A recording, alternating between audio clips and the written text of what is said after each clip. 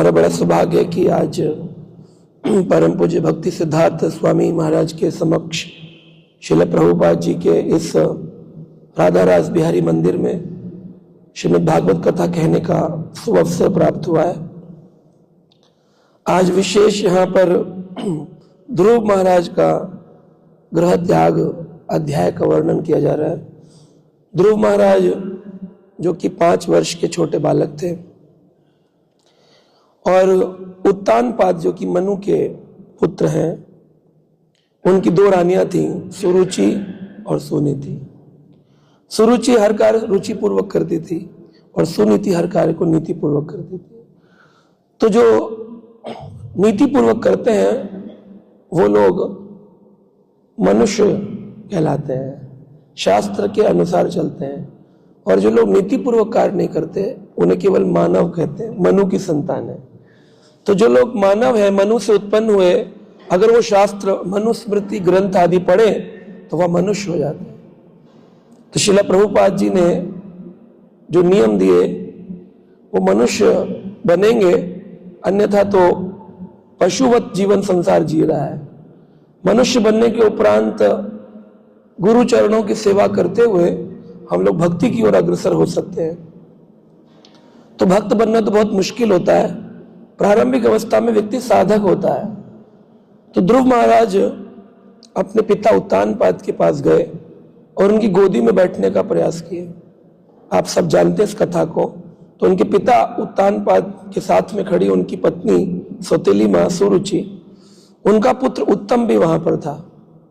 तो उन्होंने अपने पुत्र को बोला कि अगर तुम पिता की गोदी में बैठने की कामना करते हो तो जाओ, जाकर के भगवान से प्रार्थना करो, दूसरा जन्म लो, मेरी गर्भ से जन्म लोगे तब तुम माँ मेरे पुत्र कहलाओगे, तब इस गोदी में बैठ सकते हो।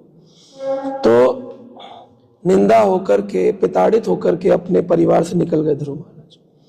अपनी माँ सुनीति के पास गए, जिसको दुर्व्यवहार करके दूर महल बनाया था। आज भी ध्रुव महाराज का एक महल है, जानते हैं कहां पर है? कानपुर के पास एक जगह है बिठूर, तो वहां पर आज भी एक महल है, ध्रुव महाराज का महल। उधर गंगा जी का तट है और बिठूर राज्य में बहुत सारे मंदिर हैं, काफी सारा तीर्थ स्थल है, और कहते हैं कि सतयुग प्रारंभ स्थली भी है, सतयुग की प्रारंभ, ब्रह्मा जी का गद्दी भी है वहां पर। तो बिठूर राज्य आज कानपुर के पास पड़ता है। तो उधर बिठूर में ध्रुव महाराज, सोचिए, दूर उनकी माँ का महल था, दूर बनाया था, पत्नी को प्रेम नहीं करते थे। तो वो चले गए अपनी माँ के पास। माँ को बोले पिताजी ने इस तरह से दुर्व्यवहार किए हैं। सौतेली माँ ने बोला जाओ भगवान से प्रार्थना करो, दूसरा गर्भ में आओ, फिर तुम गद्दी में बैठना। तो मुझे बहुत क्रोध आ रहा है माता, क्या मुझे भगवान के पास जाना चाहिए? सुनीति माता बोली हाँ जाना चाहिए। कहाँ मिलेंगे भगवान? बोले मैंने सुना है माता कि मैं जंगल जाऊंगा तो भगवान मिल जाएंगे, वनों में जाऊंगा। तो अध्याय का नाम ही है ध्रुव महाराज का गृह त्याग तथा वन गमन, वन को गमन किए। जब वन की ओर चल दिए माँ के आशीर्वाद लेके, तो रास्ते में उनके गुरुदेव नारद मुनि उनको मिले। नारद मुनि भगवान के महाजनों में से एक है। अभी हमने 12 महाजनों की कथा पूर्ण करी 7 दिवस में। तो 12 महाजनों में से एक नारद मुनि, जिनके कहे अनुसार जिस पर भी वो स्टैंप लगाते हैं वो एक पक्का भक्त बन जाता है। उनकी बात को भगवान रद्द नहीं करते हैं, इसलिए उनका नाम है नारद। कभी अपनी उनकी बात को टाला नहीं जाता। नारद जी बोले अरे तुम तो बहुत छोटे बालक हो, अभी भजन करने की उम्र नहीं है, जाओ घर वापस, और फिर जाकर के जब बड़े हो तब आना। तो बोले नहीं गुरुजी, आप मुझे आशीर्वाद दीजिए, नहीं तो मेरे मार्ग से हट जाइए। इतना दृढ़ उनको भजन था। ध्रुव महाराज को नारद मुनि ने कहा ठीक है, तुम बड़े दृढ़ निश्चित हो, तुम यहां से यमुना के किनारे वृंदावन के पास एक स्थान है मधुवन, मधुवन जाओ और मधुवन जाकर के भगवान की भजन में लगो, तपस्या करो। जब तुम तपस्या करोगे मैं तुम्हें एक मंत्र देता हूं, ओम नमो भगवते वासुदेवाय। अब कई बार लोग ये प्रश्न करते हैं, भगवान तो द्वापर युग में आए ना कृष्ण, त्रेता में आए भगवान राम और उनसे पहले सतयुग में आए भगवान हंस रूप में, नरसिंह रूप में। तो लोग बोलते हैं अरे द्वापर में कृष्ण आए, तो फिर आप लोग बोलते हैं कि कृष्ण परम भगवान, वो कैसे परम भगवान हो गए? तो आप उन तार्किकों से प्रश्न कर सकते हैं कि सतयुग में ध्रुव महाराज को नारद मुनि ने कौन सा मंत्र दिया? ओम नमो भगवते वासुदेव। वासुदेव का अर्थ है जो वासुदेव जी के पुत्र हैं, वो वसुदेव के पुत्र वासुदेव। तो वसुदेव ही नहीं थे द्वापर युग में, तो वासुदेव नाम किससे आ गया? जो कि भगवान का शाश्वत धाम है गोलोक वृंदावन, वहां उनकी यशोदा नंद सारे शाश्वत रूप से विराजमान है। भगवान के नाम शाश्वत नाम है। तो ये नहीं कि कोई द्वापर युग में कृष्ण पहली बार आते हैं। भगवान तो कृष्ण सदा गोलोक धाम, गोलोक बिहारी अपने धाम में रहते हैं, लेकिन भक्तों पर कृपा करने के लिए भगवान द्वापर युग में अवतरण लेते हैं। एते चांस कला पुंसा कृष्णस्तु भगवान स्वयं इंद्रियारी व्याकुलम लोके मणयंती युगे युगे। हर युग युग में भगवान आते हैं। इंद्र के जितने भी दुश्मन होते हैं उनको उद्धार करने के लिए, अगर बलि ने साम्राज्य छीन लिया इंद्र का, तो भगवान वामन रूप लेकर के आ गए। इस प्रकार से अनेकों भगवान के अवतार इंद्र की रक्षा हेतु, क्योंकि देवताओं की रक्षा करते हैं भगवान और असुरों का संहार करते हैं। तो ध्रुव महाराज जब चल दिए तो नारद मुनि ने कहा इस मंत्र का जाप करना, तब तुम्हें भगवान का दर्शन होगा। तो पहले ही भगवान के बारे में वर्णन की, क्योंकि कभी चित्र देखा नहीं भगवान का, जानते नहीं भगवान कौन है। प्रहलाद महाराज जो भजन किए वो प्रारंभ से ही मां के गर्भ से ही भागवत का ज्ञान लेकर किए, लेकिन ध्रुव जो भजन किए वो 5 वर्ष की आयु के बाद भजन किए। प्रहलाद और ध्रुव के भजन में भेद है। प्रहलाद ने निष्काम भाव से भजन किया, लेकिन ध्रुव महाराज ने सकाम भाव से भजन किया। क्या सकाम भाव था? कि मुझे मेरे पिता उत्तानपाद, उनके पिता मनु, उनके पिता ब्रह्मा से भी ऊपर का पद चाहिए। 3 पीढ़ी के ऊपर ब्रह्मा पद से, यानी ब्रह्म लोक, सत्य लोक से भी ऊपर का लोक की कामना करके वो घर से निकले। जब गए तो नारद मुनि ने बताया भगवान का बड़ा सुंदर स्वरूप है। तो इस श्लोक में भगवान के सुंदर स्वरूप का वर्णन नारद मुनि कर रहे हैं। भगवान के शरीर श्री विग्रह में श्री वत्स अंगम, उनके वक्षस्थल के ऊपर एक स्वर्ण की रेखा है जिसे श्री वत्स चिन्ह कहते हैं। यहाँ पर स्वर्ण के, यहाँ पर स्वर्ण बाल है भगवान के, जिसे श्री वत्स चिन्ह कहते हैं। घन श्यामम, भगवान का सुंदर स्वरूप है बादलों के नीले रंग जैसा, घन श्याम। एक तो होता है ब्लू कलर, और घन श्याम का अर्थ होता है जो बादल जल लेके आते हैं। जलद नीलम घन श्यामम, है ना। भगवान को अलग अलग श्लोकों में घन श्याम कहा गया है। हाँ, तो नीलेंदी वर लोचनम यशोदा नंदन नेमी कृष्ण गोपाल रूपिणम, नील उत्पल दलम श्यामम यशोदा नंद नंदनम गोपिका नयन आनंदम गोपाल प्रणामयम। ऐसे भगवान गोपाल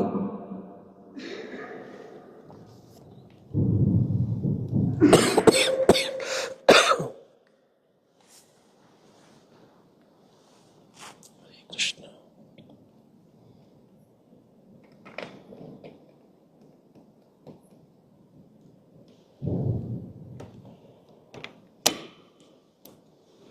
हरे कृष्ण। तो भगवान का रंग नीला नहीं है, भगवान का रंग घनश्याम। बादल में जब जल होता है, कहते हैं ना काले बादल आ गए, अब बारिश होने वाली है, तो नीले बादल वाला नहीं है, सफेद बादल भी होते हैं। अब हवाई यात्रा करेंगे बादल सफेद दिखते हैं, वो नहीं है, नीला भी नहीं है। काले बादल जो होते हैं ना, घनश्याम भगवान का रंग। श्रीवत्स घनश्यामम पुरुषम वन मालिनम, भगवान अपने वक्षस्थल में वन माला, 5 पुष्पों की माला होती है, वैजंती मालम, वैजंती माला, वन माला धारण करते हैं। और पुरुषम, भगवान कौन से लिंग धारण करते हैं? स्त्री है कि पुरुष है? यहां बोला गया भगवान को पुरुषम, लेकिन पुरुष नहीं है, परमम पुरुषम। पूर्ण पुरुषोत्तम भगवान परम पुरुष है, उनके जैसा बराबर कोई नहीं है। श्रील प्रभुपाद जी ने नाम इस्तेमाल किया supreme personality of God head. Supreme शब्द का अर्थ है उनके बराबर कोई नहीं और उनके ऊपर कोई नहीं। जितने भी देवता हैं, अन्य भगवान के अवतार हैं, सब भगवान के उपरांता हैं। प्रथम इस संसार में अगर कोई है, सृष्टि में कोई है, ईश्वरम परम कृष्ण सच्चिदानंद विग्रह अनादिर आदिर गोविंद सर्व कारण कारणम। तो भगवान पुरुष है। अब पुरुष में भगवान को कभी कभी हम देखते हैं भगवान स्त्री रूप भी लेते हैं। तो यहाँ श्रील प्रभुपाद जी लिखते हैं कि आवश्यकता पड़ने पर भगवान स्त्री रूप में प्रकट होते हैं, किंतु उनका शाश्वत रूप पुरुष का है। तो भगवान भोक्ता है। पुरुष शब्द का अर्थ ये नहीं कि पुरुष लिंग पुरुष, पुरुष भोक्ता है। और संसार में जितनी जीवात्माएं भगवान ने बनाई सब भोग्य हैं, यानी भगवान के द्वारा भोगने वाली वस्तु। भोक्ताराम यज्ञ तपसाम सर्वलोकामैश्वरम सूर्दम सर्व भूतानाम ज्ञात्वाम शांति प्रविच्यते। जो व्यक्ति जान जाएगा भगवान ही हर वस्तु के भोक्ता और हम उनके द्वारा भोग्य हैं। तो अब देखिए जीव का और भगवान का संबंध कैसा संबंध है कि इस संसार में जीव जब प्रयास करता है भगवान को संतुष्ट करने का तो वह भी संतुष्ट हो जाता है। जैसे शीशे के ऊपर बिंदी लगाई, मिरर है, मिरर, उस पर आपने बिंदी लगाई, तिलक लगाया, आप सामने खड़े तो आपके मत्थे पर तिलक दिखाई देगा, लेकिन आप हटेंगे दूसरे शीशे में देखेंगे तिलक नहीं दिखाई देगा। लेकिन अपने माथे पे तिलक लगाएंगे तो किसी भी शीशे में जाएंगे तिलक दिखाई देगा। ऐसे ही जो व्यक्ति भगवान को संतुष्ट करता है वो किधर भी जाएगा सब कुछ संपूर्ण साम्राज्य संतुष्ट दिखेगा। लेकिन वो केवल अपने को संतुष्ट करेगा, अपनी इंद्र तृप्ति करेगा तो वो खुद कुछ देर के लिए संतुष्ट हो सकता है, लेकिन अनेक जगहों पर जाने पर अनेक लोगों उनको असंतुष्ट ही मिलेंगे। इसलिए भोक्ताराम यज्ञतपसाम यानी ठाकुर जी को संतुष्ट करने का प्रयास करें। कान में खुजली होती है तो आदमी उंगली शेषी से करता है ना। खुजाया किसने? उंगली ने। संतुष्ट कौन हुआ? कान, है ना। ये जीव है और भगवान की सेवा करता है, भगवान संतुष्ट होते हैं तो उंगली में सदुपयोग हुआ कि नहीं हुआ? हुआ ना सदुपयोग। खुजाया, इसी से किया तो शरीर संतुष्ट हो गया, उंगली भी संतुष्ट हो गई। श्री श्री राधा रास बिहारी ललिता विशाखा की जय, सीताराम लक्ष्मण हनुमान जी महाराज की जय, पंचतत्व गौर निताय की जय, श्रील प्रभुपाद की जय। तो भोक्ता के द्वारा भोग्य वस्तु है, इसलिए भगवान पुरुष है। इस संसार में कोई जीव ऐसा नहीं जो अपने को पुरुष कह सके। अब शारीरिक रूप से तो पुरुष भी हैं, नपुंसक भी हैं, स्त्रीलिंग भी हैं, पशु भी हैं, 84 लाख योनि है, परंतु आत्मिक रूप में सच्चिदानंद जो हमारा भगवान के अंश है, हम भोग्य हैं, भगवान के द्वारा भोगने वाली वस्तु है। तो मूल रूप से वह नर है। कोई व्यक्ति बोले भगवान तो स्त्री, जैसे लोग बोलते हैं दुर्गा माई संसार की सृष्टि की रचयिता है, तो ये श्लोक तो कट जाएगा। भागवत का श्लोक है, ये आपको इस्कॉन ने तो बनाया नहीं कि भगवान कृष्ण को पुरुष बोल रहे। पुरुषम वनमालिनम, भगवान पुरुष है, शाश्वत रूप भगवान का नर का है। अच्छा, नर शब्द का अर्थ क्या हो गया? यानी देखने में हमारे जैसे हैं, 2 हाथ वाले भगवान। हमारे हाथ 4 हैं कि 2 हैं? आत्मा के 2 हैं कि 4 हैं? है? आत्मा के 4 हाथ हैं कि 2 हाथ हैं? आत्मा के कितने हाथ हैं? 2 कि 4? हाँ जी बोलो। हाँ, अच्छा, पहले हाथ बना कि दस्ताना? हाँ जी, हाथ बना, उसके हिसाब से दस्ताना बना। दस्ताने में कितनी उंगली डालते हैं? क्योंकि हाथ में फिट होनी है, पहले हाथ बना फिर दस्ताना बना। ऐसे शरीर पहले बना कि आत्मा? तो शरीर में कितने हाथ हैं? तो आत्मा के कितने हैं?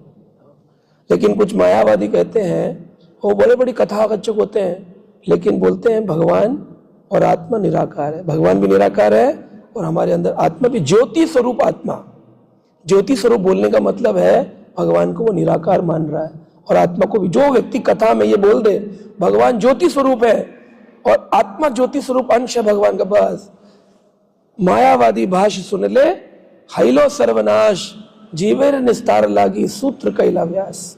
व्यास जी ने भक्तों के उद्धार के लिए, जीवों के उद्धार के लिए, कल्याण के लिए इतने सारे शास्त्र रचना किए हैं ताकि हम लोगों का उद्धार हो सके। लेकिन अगर हम मायावादी भाष्य सुनेंगे जो कहेंगे कि भगवान में हम जाके लीन हो जाते हैं, आत्मा हम और भगवान बराबर होते हैं, अहम ब्रह्मस्मि, मैं ही भगवान हूं, माया में कुछ देर के लिए बद्ध हो गया हूं, फिर जब मैं अहम ब्रह्मस्मि का जाप करूंगा मुक्त हो जाऊंगा, फिर मैं भगवान बन जाऊंगा।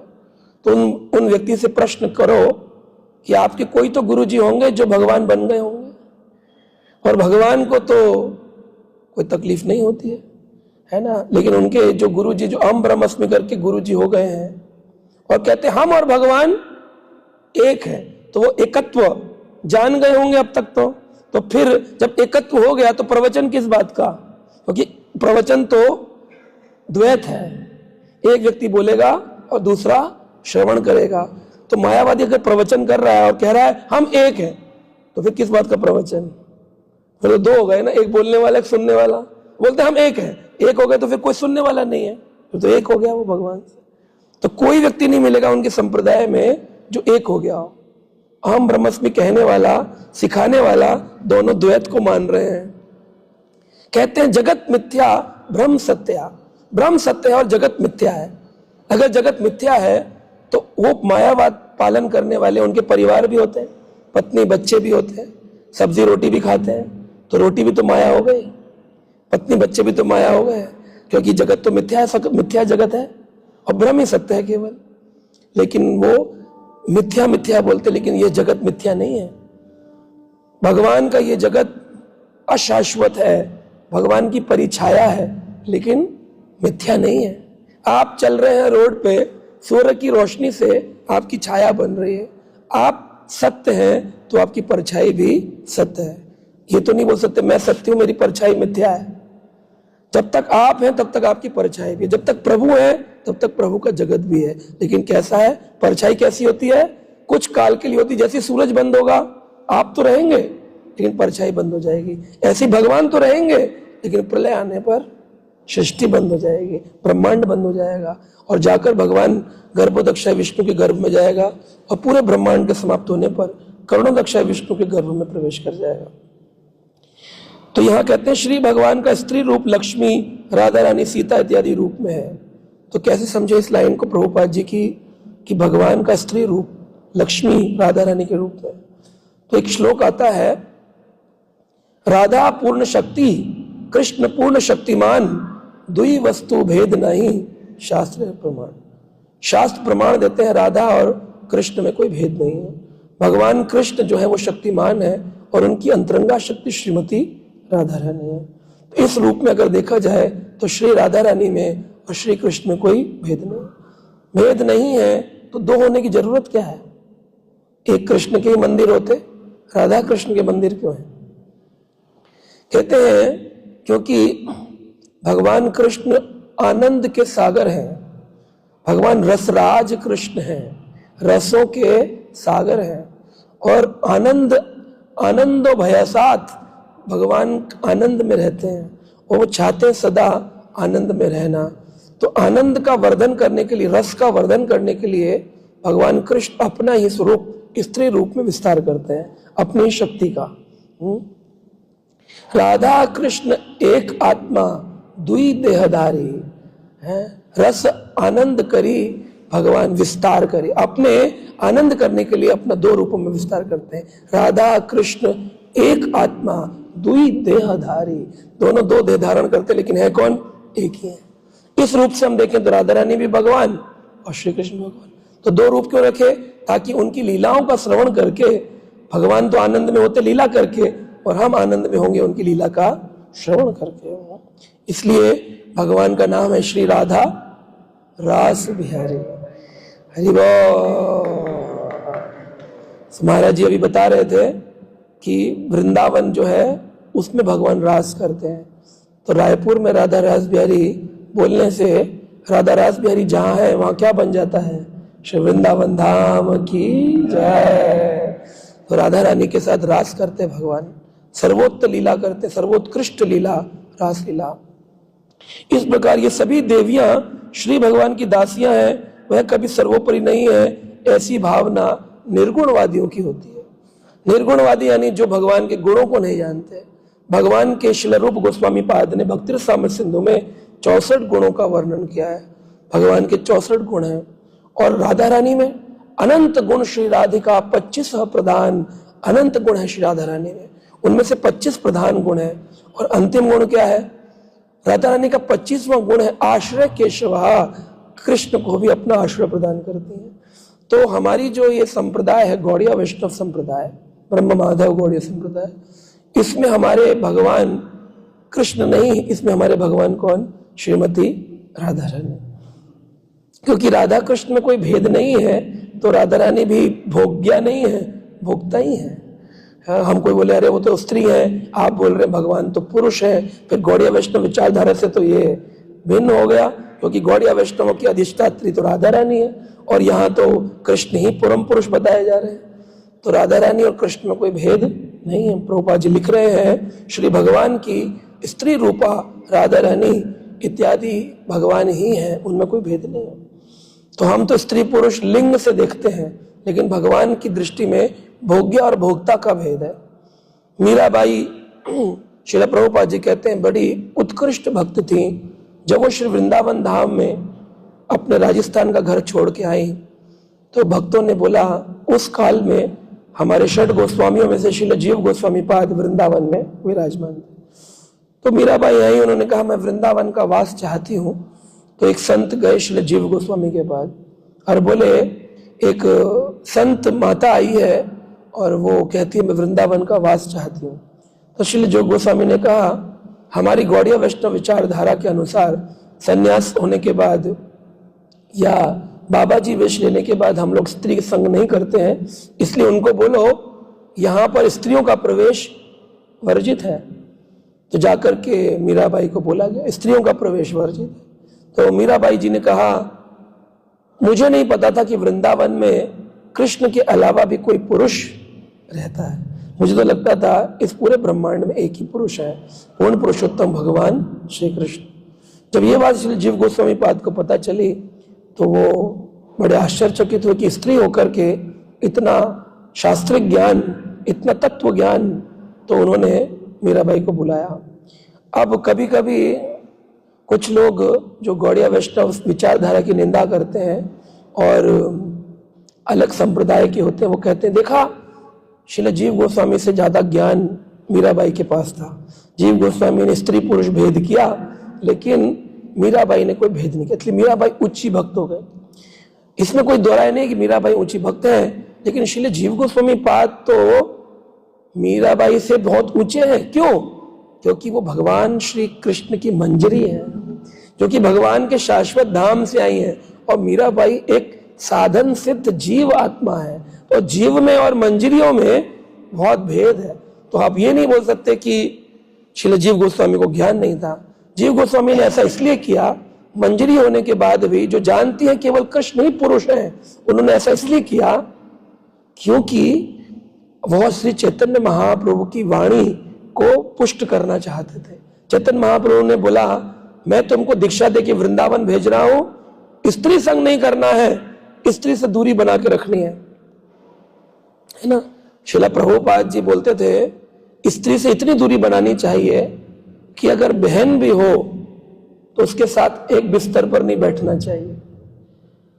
हेलो। श्रील प्रभुपाद जी की जो बहन थी पिशीमा, वो एक बार प्रभुपाद जी के भक्तों के मध्य आ गई और आकर के उन्होंने बोला कि मेरा जो भाई है अभय चरणारविंद भक्ति वेदांत स्वामी प्रभुपाद, इसको कचौड़ी बहुत पसंद है, कचौड़ी मुखी है, तो मैं इसके लिए दाल की कचौड़ी बनाना चाहती हूँ।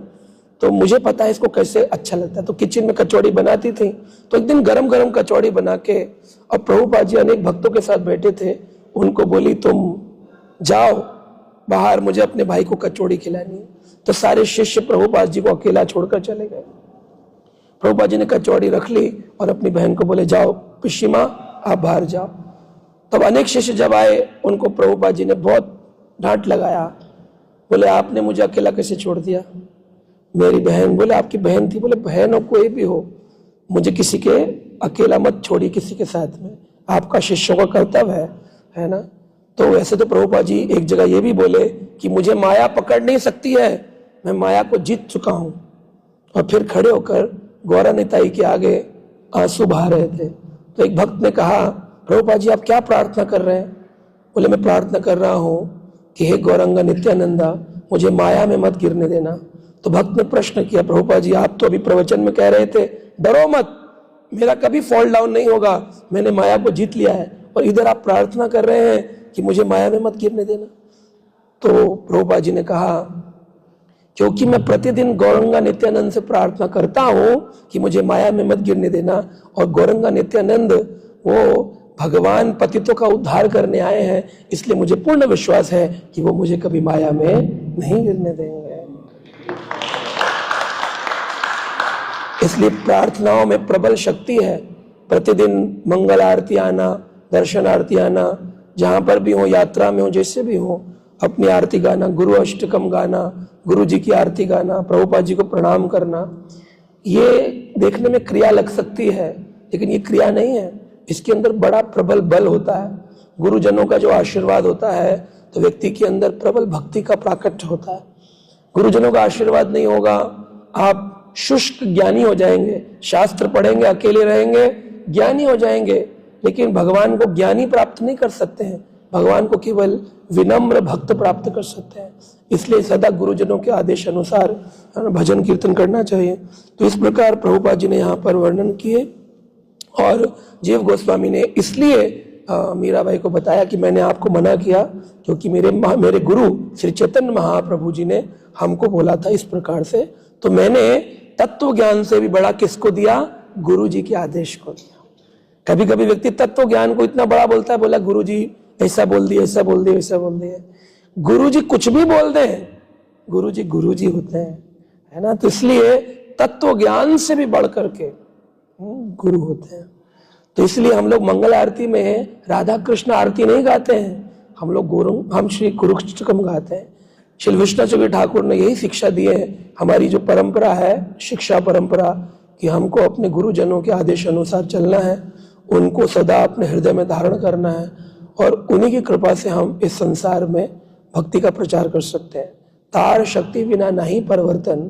श्रील भक्ति सिद्धांत सरस्वती ठाकुर इतने स्कॉलर थे, उन्होंने सूर्य का सिद्धांत प्रस्तुत किया, उन्होंने अंग्रेजी भाषा में स्कॉलर पढ़ाई करी, संस्कृत पढ़े, लेकिन उसके बाद भी उनके पिताजी श्रील भक्ति विनोद ठाकुर ने कहा तुम्हें अगर गुरु चाहिए तो मैं तुम्हें दीक्षा नहीं दूंगा, तुमको गौर किशोर दास बाबा जी महाराज के पास जाना पड़ेगा। गौर किशोर दास बाबा जी महाराज के पास पहुंचे, नदिया में गौर किशोर बाबा जी रहा करते थे, अकेले वैरागी, पत्थर के ऊपर रहते थे, पेड़ के नीचे रहते थे, रात दिन अहिर्निश भगवत नाम का जप करते थे, हरे कृष्ण कृष्ण कृष्ण हरे हरे, हरे राम राम राम, इतना निरंतर नाम जप करते थे। और गौर किशोर बाबा जी, उनके पास भक्ति सिद्धांत सरस्वती जो श्रील भक्ति विनोद ठाकुर के पुत्र हैं, और भक्ति विनोद ठाकुर को गौर किशोर बाबा जी अपना शिक्षा गुरु मानते हैं, उसके उपरांत भी उनके पुत्र के प्रति कोई स्नेह नहीं दिखाया। बोले बोलो क्यों आए हो यहाँ पर? विमल प्रसाद बोले मैं इसलिए आया हूं क्योंकि मैं चाहता हूं कि मैं आपसे दीक्षा लूं। किसने भेजा है? बोले मेरे पिताजी भक्ति विनोद ठाकुर ने भेजा है। तुम्हारे पिता ने तुम्हारे साथ छल किया है, मैं तो अंगूठा छाप हूं, मुझे तो कुछ आता नहीं है, मैं तुमको कैसे ज्ञान प्रदान कर सकता हूं? तो भक्ति सिद्धांत सरस्वती ठाकुर वापिस अपने पिताजी के पास गए, बोले क्या हुआ, दीक्षा हुई? बोले गुरुजी ने रिजेक्ट कर दिया। बोले नहीं जाओ वापिस, तुम्हारे साथ छल किया है।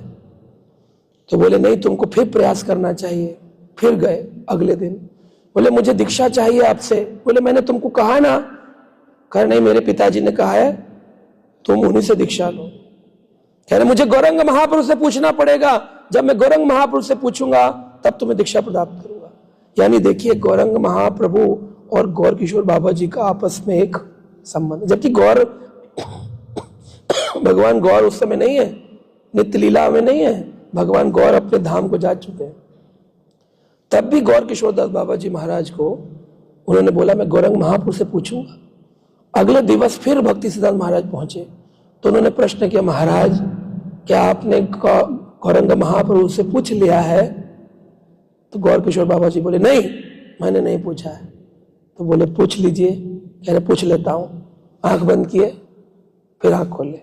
बोले पूछ लिया आपने? बोले हाँ। क्या कहा महाप्रभु ने? बोले महाप्रभु ने कहा मैं अभी खुद भक्त नहीं बनाऊं तो क्या तुमको शिष्य बनाऊंगा। भक्ति सिद्धांत रोने लग गए कि अब तो गुरुजी स्वीकार नहीं करेंगे। तो बोले मैं अभी जाकर के जाह्नवी गंगा में कूद करके अपने प्राण त्याग दूंगा। तो मैं गुरुजी जा रहा हूं, आप आज मुझे स्वीकार नहीं करेंगे तो मैं प्राण त्याग। देखिए गुरु को पाने की कैसी उत्कट अभिलाष है। हम क्या करेंगे? गुरुजी दीक्षा नहीं देंगे, बोले जो दे रहे होंगे उनसे ले लेंगे, है? इसीलिए निष्ठा नहीं होती है। गुरुजी के चरणों के प्रति प्रेम, गुरुजी के वाणी के प्रति प्रेम, श्रील प्रभुपाद जी के शास्त्रों के प्रति प्रेम। इस्कॉन में दीक्षा नहीं मिली तो मैंने गौड़िया मठ से ले ली, गौड़ी मठ में नहीं मिली तो वृंदावन से ले ली। ये कोई भक्ति है? ये कोई भक्ति है? भक्ति होती है कि प्रभुपाद जी ने आपको भक्ति सिखाई उनके ग्रंथों में, तो मुझे प्रभुपाद जी की संस्था में ही रहना है, मुझे उन्हीं के शिष्य से ही दीक्षा लेनी है, मुझे इधर उधर नहीं जाना बाहर वृंदावन आदि में। तो इस प्रकार के जो मायावादी कृष्ण अपराधी हैं उनसे दूरी बनाकर रखनी चाहिए। ऊट पटांग प्रवचन देते हैं, लोगों को गुमराह करते हैं। इसलिए हमें तत्व का ज्ञान श्रील प्रभुपाद के ग्रंथों से ही लेना है और कहीं से नहीं लेना।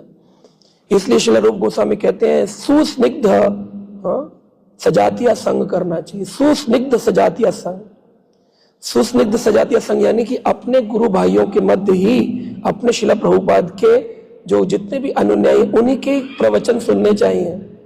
YouTube के माध्यम से आजकल सब कुछ सुनते हैं लोग और फिर गुमराह होते हैं, हमारे यहाँ ये नहीं है, हमारे यहाँ वो नहीं, हमारे ऐसे नहीं है। गुरु जी में निष्ठावान। तब विमल प्रसाद बोले मैं कूद जाऊंगा, तब गौर किशोर बाबा जी बोले नहीं कूदो मत, मैं तुमको दीक्षा दूंगा। तब उन्होंने विमल प्रसाद जी को नाम दिया वार्ष भानवी दैत्य दास, है। तब बड़े प्रसन्न हो गए और गुरु जी के आदेश अनुसार उन्होंने भगवत नाम जप किया। अपने प्रवचन देने से पहले 10 वर्ष तक, कितने वर्ष तक? 10 वर्ष तक एक भी लेक्चर नहीं दिए, करोड़ों नाम जप किए। बोले पहले साधन करूंगा तब सेवा करूंगा। हम सोचते हम लेक्चर दे देंगे तो हम बड़े भक्त हो गए। साधन करना चाहिए, गुरु सेवा करनी चाहिए, उसके उपरांत संसार को परिवर्तन करने की शक्ति आती है। 10 वर्ष नवदीप धाम योग पीठ में भक्ति सिद्धांत में निरंतर भगवान का नाम जप किए। तब प्रचार जब करना प्रारंभ किए तो उनके जैसा कोई नहीं था, सिंह गुरु बन गए। जहां जाते थे वहां लोग डरते थे मायावादियों से, पुलिस लगानी पड़ती थी उनके प्रवचन में, पथराव होते थे। मायावादी लोग कहते पत्थर मारो, पुलिस लगानी पड़ती थी क्योंकि भक्ति विनोद ठाकुर डिस्ट्रिक्ट मजिस्ट्रेट थे तो उनकी पुलिस में जान पहचान थी। पुलिस आती थी, बोले इसका लड़का प्रवचन देगा तो पुलिस लगानी पड़ती है। इतना घबराते थे लोग उनसे। उनके प्रवचनों में क्योंकि सत्य प्रकट होता है तो गौड़िया वैष्णव सिद्धांत को छोड़कर उल जलूल सुनने की कोई आवश्यकता नहीं है। ये भागवत ग्रंथ को अपने जीवन में आत्मसात करना है और प्रभुपाद की वाणी को कभी नहीं छोड़ना जीवन में, तो आप पाएंगे इसी जीवन में आप भगवत धाम को प्राप्त कर सकते हैं। ठीक है, हरे कृष्ण। श्रील प्रभुपाद की अपने जीवन में भक्ति और शांति का संचार करना चाहते हैं तो देर किस बात की, जुड़िए हमारे YouTube चैनल कृष्णा टीवी से, जहां आपको मिलेंगे भक्तिमय वीडियोस, प्रेरणादायक भागवत कथाएं और अनमोल आध्यात्मिक ज्ञान। तो अभी सब्सक्राइब करें और हमें फॉलो करें एवं अपने प्रियजनों के साथ ये दिव्य यात्रा साझा करें और आध्यात्मिकता की ओर कदम बढ़ाएं। हरे कृष्णा।